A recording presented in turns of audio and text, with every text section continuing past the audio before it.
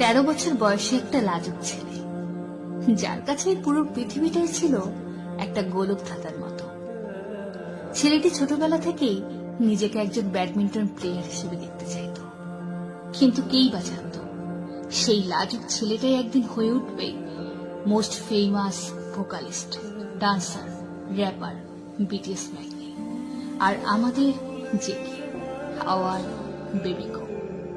ছেলেটা টিভিতে একদিন জি ড্রাগনের পারফরমেন্স দেখল, আর নিজের ছোট ছোট চোখে কে পপ আইডল হয়ে ওঠার বড় বড় স্বপ্ন সাজাতে লাগলো।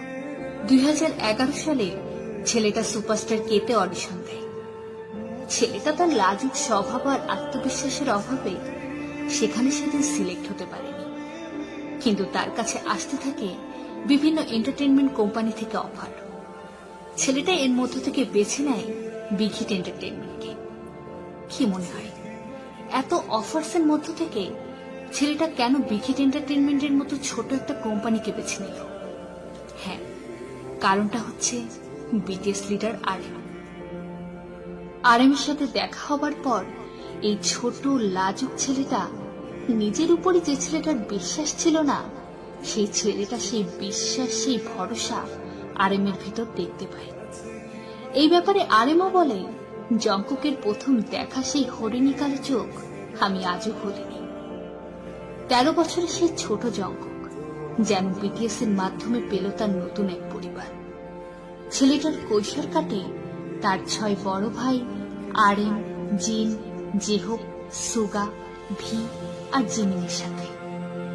কখনো আরএমের কাঁধে চড়ে ছেলেটা নানান বায়না করে, আবার কখনো জিনের সাথে হাজারো খুনসুটি। জেহোপ আর সুগার কাছে তো ছেলেটার আবদারের শেষ নেই। ভি আর জিমিন তো তার ক্রাইম পার্টনার। আর এর পাশাপাশি চলতে থাকে নিজেকে সেরাদের সেরা করে তোলার এক সংগ্রাম। 2013 সালে দলটি নো মোর ড্রিমস গানের মাধ্যমে ডেবিউ করে, আর 15 বছরের জংকুক তার স্বপ্নে প্রথম পা রাখে। 2013 থেকে 2021 বদলিয়েছে অনেক কিছুই। বিটিএস এখন বিশ্বের নাম্বার 1 কে পপ বয় ব্যান্ড, আর সেই 15 বছরের ছেলেটা এখন 23 বছরের একজন যুবক। এখন সে আর সেই লাজুক ছোট ছেলেটি নেই। এখন সে একজন আত্মবিশ্বাসী most famous K pop idol and the 60th Alive 2020.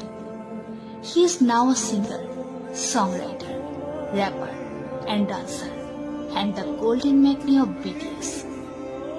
ছেলেটা বলে, আমার জীবনের গোলক ধাঁধার সমাধান করেছে আমার এই 6 জন ভাই। আজ আমার যা কিছু আছে তার পেছনে অবদান আমার এই 6 ভাইয়ের। ছেলেটা তার বিগিন গানের মাধ্যমে সে তার এই অনুভূতি পৃথিবীকে জানান দেয়। ছেলেটা আর্মিদের প্রমিস করেছিল যে সে এমন একজন বাগদান হবে যার উপর আর্মিরা গর্ব করতে পারবে। ছেলেটা তার কথা রেখেছে। আজ আমরা গর্ব করে বলতে পারি আমরা এমন একটা কেপপ গ্রুপের অফিসিয়াল ফ্যান্ডম যার একটা অবিচ্ছেদ্য অংশ আমাদের জংকুক। এই কারণেই হয়তো ছেলেটা আর্মিদেরকে তার কগহুইল মানে, যা তার চালিত শক্তি। ছেলেটা তার হাতের ট্যাটুতে আর্মি লিখে জানান দিল আর্মি তার জীবনের এক অবিচ্ছেদ্য অংশ। ছেলেটা হঠাৎই একদিন ভিলাইবে এসে ইন্টারন্যাশনাল আর্মিদের জন্য লাইভ ফ্যান মিটিং করে।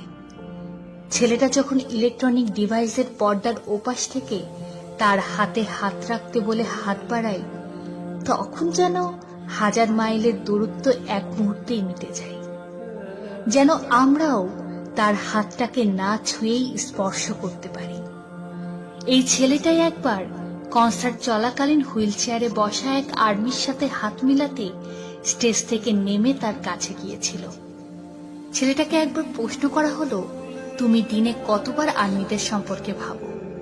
ছেলেটার উত্তর ছিল, আ কাউন্টলেস টাইম। করোনাকালীন সময়ে যখন সব ছোট ছোট ব্যবসা বন্ধ হতে লাগলো, তখন সেই ছেলেটি সেই ব্যবসায়ীদের পাশে এসে দাঁড়ালো। বড় বড় ব্র্যান্ডেড জিনিস ছেড়ে ব্যবহার করতে লাগলো সাধারণ দোকানের সাধারণ সব জিনিস। মুহূর্তে সোল্ড আউট হতে থাকলো সেসব জিনিস, যা এই করোনাকালীন সময়ে সেসব ব্যবসায়ীর জন্য ছিল এক আশীর্বাদ স্বরূপ।